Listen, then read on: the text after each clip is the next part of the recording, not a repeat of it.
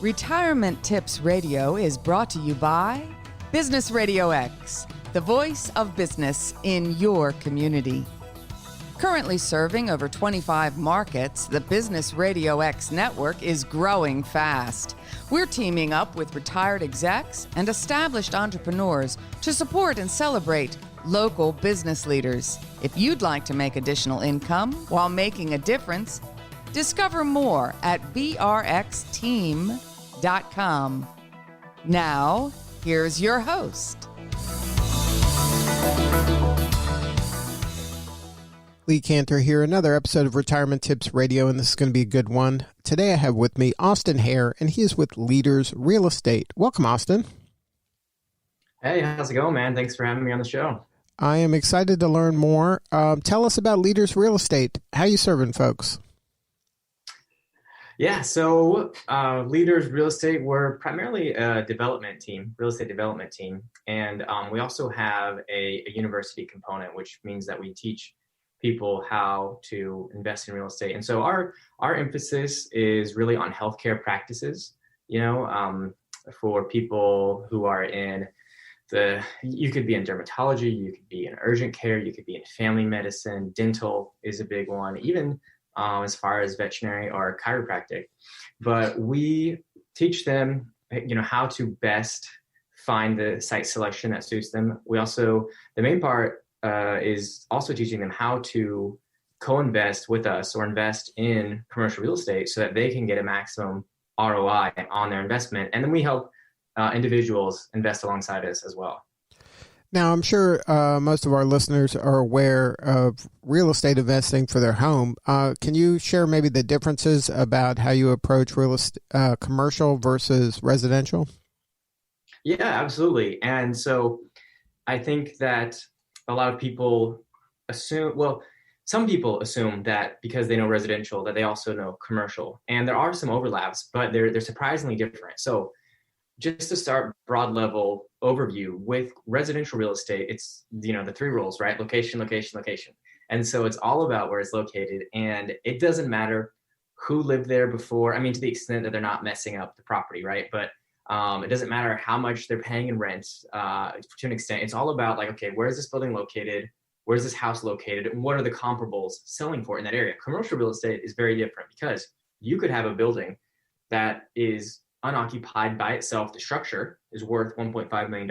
Okay. So let's just say that you all of a sudden get that leased out. You find a few tenants, whatever it takes to get the building leased out. And now you've driven up the value of the building to $2.5 million. Okay. Now let's say that you've got some, the tenants that you get in there are actually really nationally accredited tenants where their credit rating is really, really good. They're really, really strong, and they are backing the lease. Now, even if they're paying the exact same rent, you've increased the price of the building from the value from $2.5 million to about $3 million. And that $500,000 is all margin because they're paying the exact same rent and your expenses are the exact same. And so really the point I'm trying to make is that the difference in residential and commercial comes down to the amount that they're paying in rent. Okay. So it's a lot more like a business in that sense, and the credit of the tenant. And then, but you're kind of investing in each of your tenants as part of the business. Yeah, it is. So with what we focus on specifically is, that's just broad level, right? So for us here at Leaders Real Estate, what we focus on healthcare and doctors and even really healthcare practices. So a lot of our clients have 30 to 100 locations. And so we'll do one of two things in that situation. Sometimes doctors will have a pipe dream of owning their own real estate, and they have their location, they have their single practice, and they want to own their building too. And in that case, we help structure the deal for them. We might help them buy a building that has room for additional tenants so that they can help their cash flow, or we might help them buy an individual one that has a single tenant occupancy building for themselves to rent it out. And so if the company, is very big, like let's just say we have 100 locations, well, in that case, a lot of times their capital is better spent growing the business than it is reinvesting in the real estate. So we might do some sort of joint partnership there, where we will either buy the building, or we'll invest in it ourselves and we'll develop it ourselves and we'll rent it back to them, or we open up some of that investment opportunity for the doctor as well. So they are co-owning that building alongside with us. So now, how does the retiree or potential retiree come into play in this? Are they investors with you for these commercial real estate deals? Yeah. Yep, correct. So let's, we can do an example based on earlier. So, I think that in general, when you're retiring, stocks are always a good idea. I would never tell anybody not to do that. But real estate is a great way to diversify. And so you're in real estate, the returns can take a little bit longer. So that's the downfall, but they're pretty safe. It's way, way, way less volatile. So, there's pros and cons. Now, what that would actually look like is we would, as leaders of real estate, we would find a building for a medical practice. Let's just say that in this case, they've got 30 locations. So when you're dealing with a company, a healthcare operation syndicate that's got 30 locations or more, typically you start getting really, really good credit ratings. And that is going to significantly drive the value of the building. So what most commercial real estate developers do is they will be area specific. Usually it's local to where they live. They look for a building. They try and find it as cheap as possible. So you might go, find a 10,000 square foot building that you think you can get it for a really good deal. You talk the price down, you buy it, and then you start the process of looking for tenants. Okay. And so you're kind of at the mercy of what your broker can find or what's available in that area as well. And like we talked about earlier, if the tenants don't have great credit, then the value of the building will never increase to the maximum potential.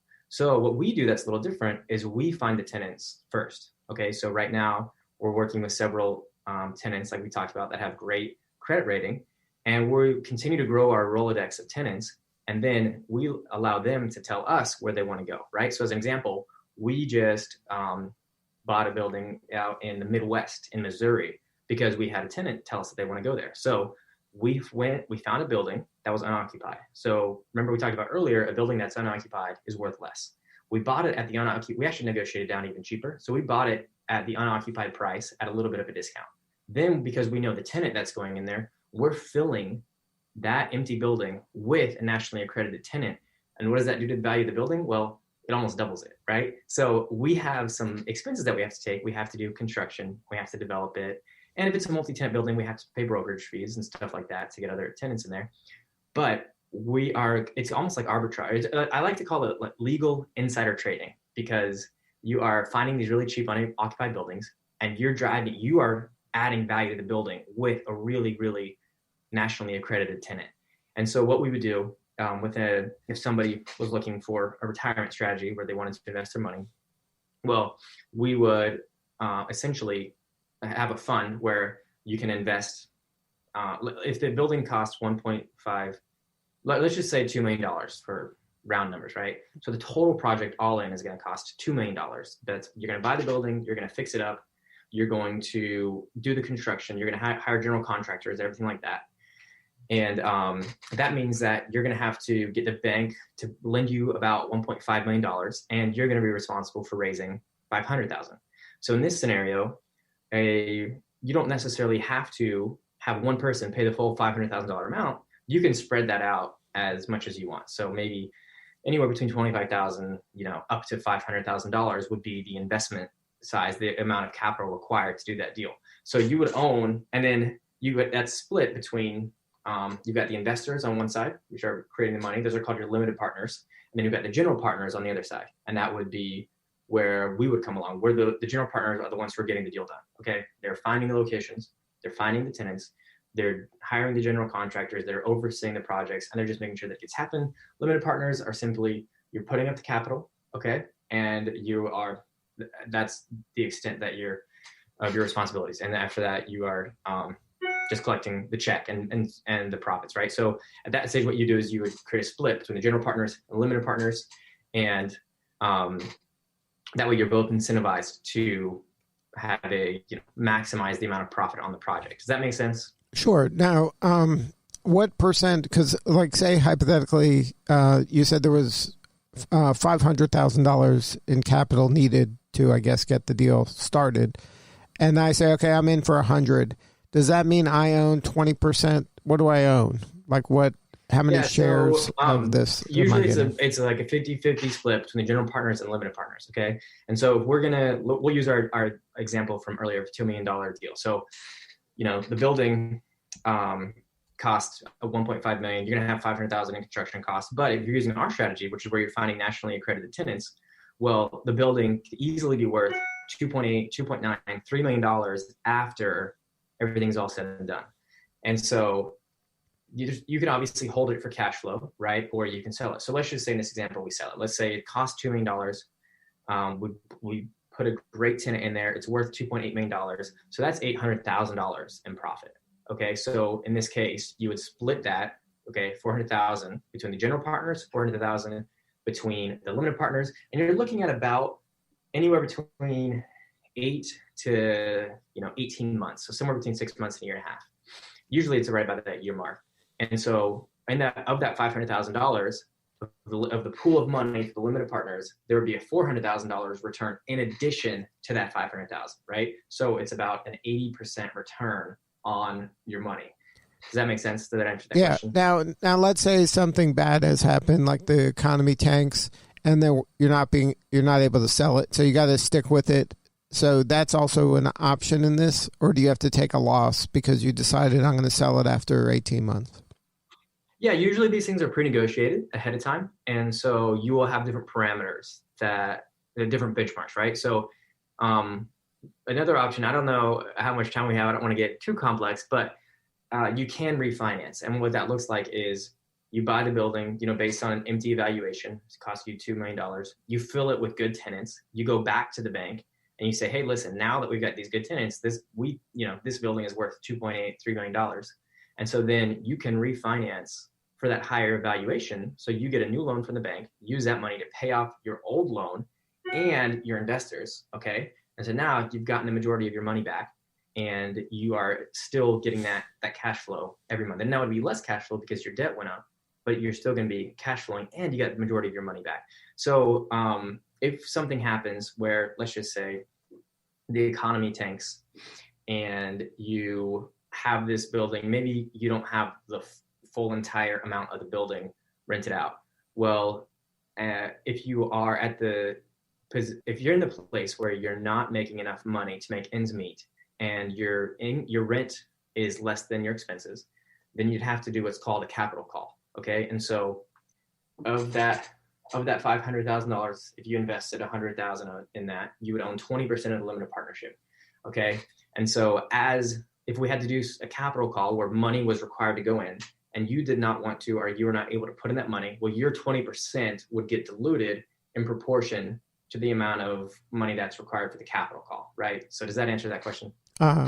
So, but there is a kind of options. It's not like, okay, sorry, this is how it's going to play out. Yeah. So in general, the commercial real estate and just real estate, you always have a building, which is what I like about it. So you've always got something physical, something tangible. So, if you compare this to something like starting a business or investing in a business, those are all, I think those have unlimited potential, like unlimited, you can go to the moon, right? But if they fail, you are at risk of losing everything sometimes. Where with a building, let's just say we buy it and we're not able, the economy tanks, and for some reason we don't get every unit rented out. Okay. Well, at the end of the day, you still got a building, which is going to have intrinsic value. So it's very rare that you are going to lose your entire investment, right? Like probably worst case scenario is you just don't make a return on your money, but there is a chance that you might have to sell a building at a fire sale and then you would just get back less than you originally contributed. But you always know that there's something concrete, tangible that's got intrinsic value. And then you're only showing your investors things that have kind of that anchor tenant already built into the deal? Correct. Yep. Yeah. So we are very risk averse. We have done spec deals, in the past, because sometimes you might just get a phenomenal opportunity. If the price of the building is cheap enough, like that you are able to negotiate a good enough deal, we might buy that building without even before we have the tenants. But for the most part, what we're doing is we're finding the tenants. Okay, it's a tenant-driven business. We're going to these locations. We're scouting out the empty buildings, and then at that stage, when we already have the tenant, and a lot of times we'll already have the lease. Okay, so if there's medical tenants, they work with us. Like, we're working hand in hand. They know that we're finding buildings for them. They know we need to make a profit. We're very open. We're very transparent with all of our numbers, with our investors, with our tenants, with everything. We're open book. And so they will sign us the lease based on the numbers that we need to have in order to make it make sense for us to buy that building. So when we have the lease in place and we have a building in place, then at that stage, we'll go out, we'll raise money. And that's when the investor would come into play, is at the very, final straw of getting the whole deal done. So now, if you were giving advice to maybe a retiree that wants to diversify, maybe create an additional revenue stream for themselves and kind of dip their toe into commercial real estate, what would be some baby steps they can take to educate themselves and to, kind of mitigate some of their risk? Yeah, good question. So, I think, first of all, a lot of times I see people who have a retirement dream that just want to invest in real estate, and they don't care whether it's residential or it's commercial or whatever, and that's great. But the thing I always caution them with is, if you are going to invest in residential, don't think of it as a passive income stream, because it's touted a lot on the internet. There's a lot of gurus talking about that sort of thing. People can create a YouTube channel and just start touting passive income. But remember, it's more like a mini business. So if you are buying something small or for yourself, even, you are the property manager at that stage. And so might not take all of your time, might not take the same amount of time as your job did, but you have to budget for that bandwidth of your attention, okay? Because it's going to take some time. So I would say my recommendation is to invest in something where you're going to be not required to fill the responsibilities. Now, you can do that, and like through us, we have a fund for people investing as limited partners. But another way is through a REIT. Okay, an REIT, it's a real estate investment trust.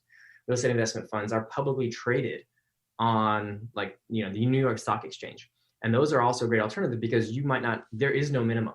Some of these shares are $12, $30, $50, and so you get to participate in a lot of the upside, a lot of the capital gains, the dividends, stuff like that. And I think that's a good way to kind of dip your toes in the water. It is pretty safe. And so your returns aren't going to be as high as investing in something like an actual medical building where we're driving the value, but it's a great way to get started, and you can do your own research that way too.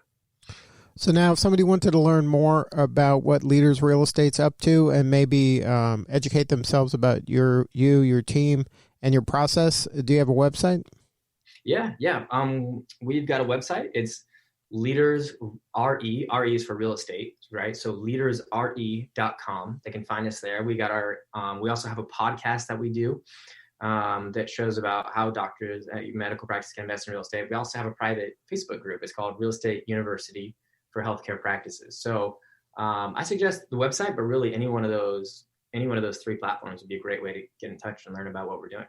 So now, what do you need more of right now? Do you need more kind of medical practices that want to expand? Do you need more investors? Yeah, I think right now our focus a little bit more on growing our Rolodex of tenants. Now, we can always use investors too.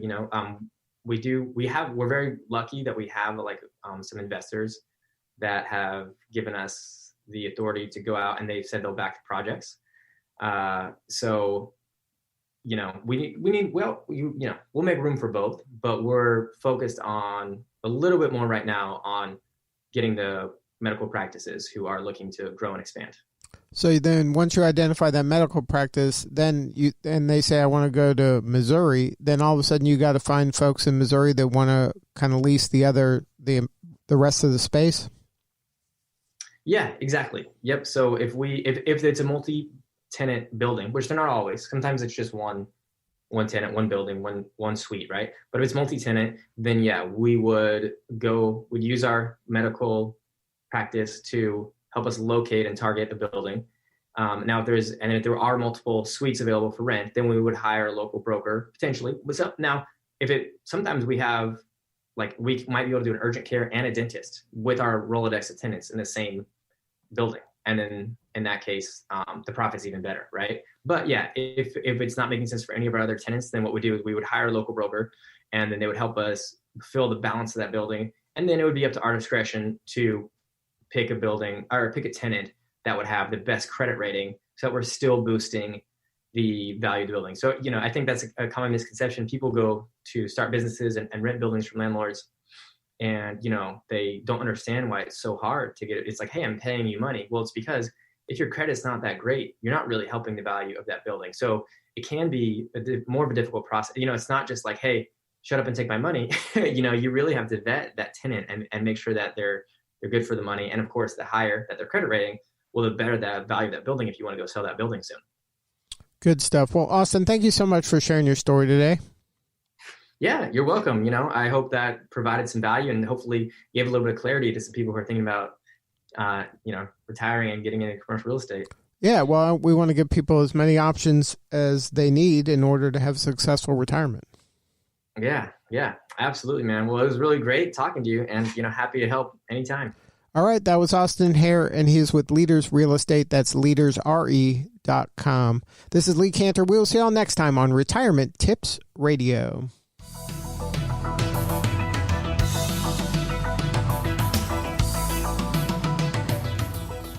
Retirement Tips Radio is brought to you by Business RadioX, the voice of business in your community. Currently serving over 25 markets, the Business RadioX network is growing fast. We're teaming up with retired execs and established entrepreneurs to support and celebrate local business leaders. If you'd like to make additional income while making a difference, discover more at brxteam.com.